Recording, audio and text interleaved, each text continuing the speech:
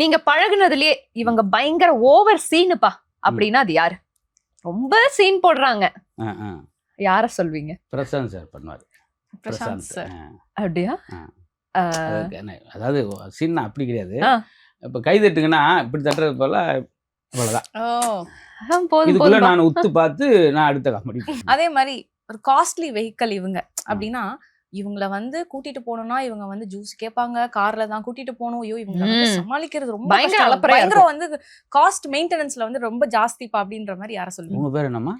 உங்க பேரே கூட போடுங்க. பேர் இல்ல நீங்க பழகுன ஆட்கள்னா கொஞ்சம் இவங்கள கூட்டிட்டு வர்றதுக்கே ஒரு சொன்னா அப்புறம் நாளைக்கு நான் எப்படி பழக இதோட. ஆனா இப்ப உங்கள்கிட்ட சொல்றேன் இல்ல, 8 பேர் 8 கொஸ்டின் கேட்கிறேன், 8 பேர் இன்னைக்கு கூட கட்டு. அதுல இன்னொரு இன்டர்வியூ வந்தேன்னா பூராமே கட்டாயி நான் மட்டும் தனிமாரமா இருக்கேன். நீ போய் அங்க அப்படி பேசியிருக்க. சார் சிங்கிள் தான் சார், சிங்கம் மாதிரி கெத்துன்னு சொல்லுவாங்க. அதான் தனியா கிடக்க வேண்டிய பட்டினியா கிடக்க வேண்டியதான். அப்ப அதுக்கு பதிலா ஒரு டேர் பண்ணிடலாம். இப்போ நீங்க வந்து காமெடி பண்ணுவீங்க, ஜோக் போடுவீங்க, நாங்கெல்லாம் சிரிப்போம். அப்படியா? ஆமாண்ணா, நீங்க பேசாம எங்களை சிரிக்க வைக்கணும். எஸ், அதுதான் உங்க டாஸ்க்.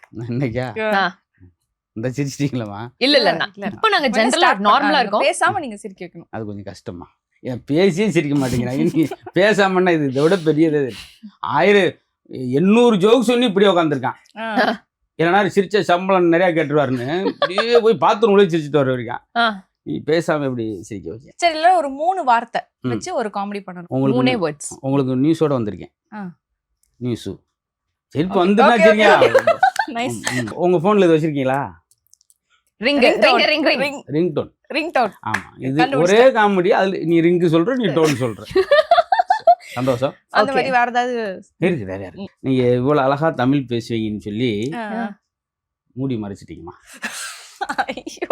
இப்ப அந்த பாட்டல்காரங்க பாத்துக்கிட்டு மூடியவே கொண்டு வந்து பாட்டல் மட்டும் சிந்தி மேட்டை போட்டு தொடச்சிக்கிட்டு என்னை வஞ்சிக்கிட்டு இருப்பார்.